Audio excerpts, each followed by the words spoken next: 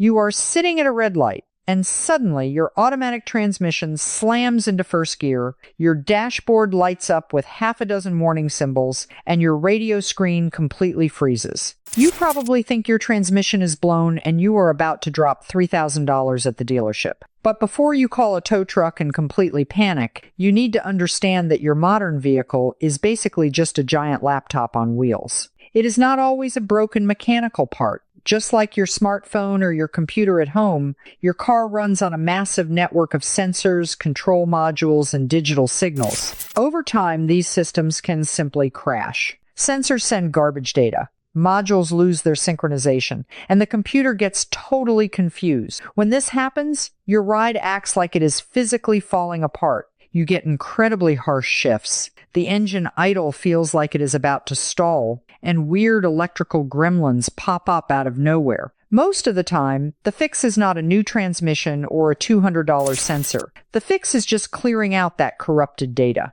You need to give the car a clean slate to relearn what normal actually is. Think of it exactly like rebooting your wireless router at home when the internet stops working. A proper system reset wipes the bad memory and forces the engine control unit to start fresh. And you can usually cure these terrifying symptoms without ever picking up a wrench or replacing a single part. Now, a lot of folks think just disconnecting the battery for 5 minutes does the trick, but they are doing it entirely wrong. Your car is packed with internal capacitors that act like tiny backup batteries. These capacitors hold a phantom electrical charge that keeps the memory alive in the computer modules even after you pull the main battery cables off. To actually wipe the corrupted data causing your rough idle or crazy shifting, you need to perform a hard capacitive discharge. Here's the mechanic's secret to doing this safely. You completely remove both the positive and negative cables from your battery posts. Make sure they are totally free. Then,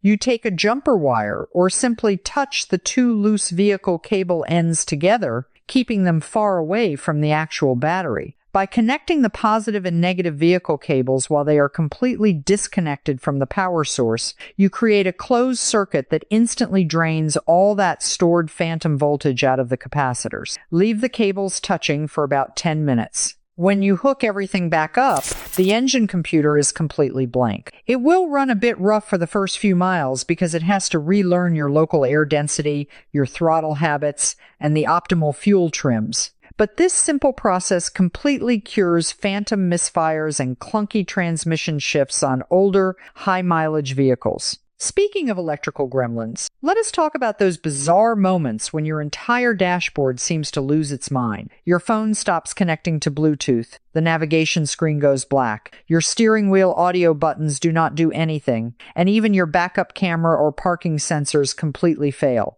People immediately assume the wiring harness is chewed up by mice or a major computer module is fried. But in almost every single modern vehicle, the radio head unit is not just there to play music. It acts as the central communication hub for a massive secondary network of electronics. If the radio software crashes, it takes that entire secondary network down with it. Instead of tearing your dashboard apart to look for bad wires, you just need to locate your interior fuse box, which is usually under the steering column or behind the glove box. Look at the diagram printed on the lid, find the fuse labeled audio or radio, and pull it out with a pair of needle-nose pliers. Leave it out for exactly 5 minutes. When you plug that fuse back in, you force the radio to do a hard reboot, re-establishing the network connection with all those peripheral modules. 9 times out of 10, your screen wakes right back up, your phone connects, and your parking sensors start beeping again like nothing ever happened. But what if you pull that radio fuse and realize the metal filament inside is completely melted and blown in half? If you are stuck in a parking lot without a spare fuse kit, you do not have to drive home in silence with a dead screen and no navigation. This is where a smart diagnostic trick comes into play. Look at the fuse diagram again and find a non-critical system that uses the exact same amperage fuse. The cigarette lighter, the power seats, or the power mirrors are usually perfect candidates. Pull the good fuse from the cigarette lighter slot and temporarily plug it into the radio slot. turn the key to the on position. If the radio powers up perfectly, you just confirm that you have a simple blown fuse and not a dead radio unit or a massive short circuit deep in the dashboard wiring harness. You can drive home comfortably with your maps and music working and just buy a replacement pack of fuses at the auto parts store the next day. It is a brilliant way to keep your essential systems running while diagnosing an electrical issue on the fly. We're about to go over the specific secret pedal dances and button combinations that reset your critical driving systems. But before we get our hands dirty with these manual calibrations, if you want to keep your ride out of the dealership and save serious cash on your own repairs, hit that subscribe button right now. All right, let us talk about those manual calibrations that mechanics charge an hour of labor for, which you can do for absolutely free right in your driveway. Let us start with the annoying tire pressure monitoring system, or TPMS. You fill your tires up to the correct pressure listed on the door jamb, which is usually around 35 psi, but the yellow horseshoe light stays glued to your dashboard. To reset this on most cars, turn your ignition on without starting the engine. Find the TPMS reset button, usually hidden under the steering wheel or inside the glove compartment. Press and hold it until the dashboard light blinks 3 times.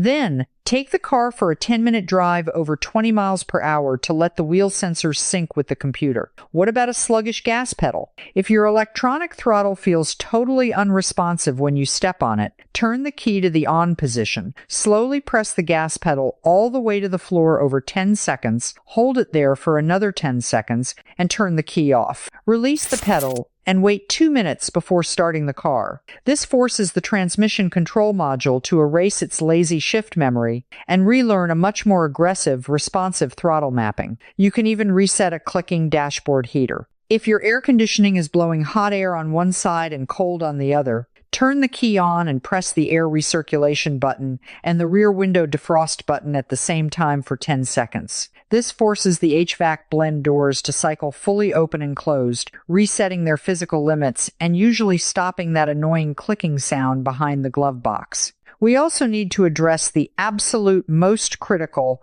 yet completely ignored, cause of phantom check engine lights and transmission limp modes. A lot of folks spend hundreds of dollars replacing mass airflow sensors or shift solenoids when the real culprit is sitting right on top of their battery. Your modern car runs on an incredibly sensitive 5-volt reference circuit for most of its engine sensors. If the engine computer does not get exactly the right steady voltage, it misinterprets the sensor data and throws massive error codes. Over time, a microscopic layer of lead sulfate and acid corrosion builds up between your battery posts and the metal terminals. You might not even see it. The connection can look perfectly clean on the outside, but that invisible corrosion creates a massive electrical resistance, causing a micro voltage drop. When you step on the gas pedal, the alternator is trying to push power to the computer, but that dirty terminal chokes the electrical flow. The voltage drops for a split second, the computer panics, and suddenly your transmission goes into failsafe mode. Before you ever buy an electrical part,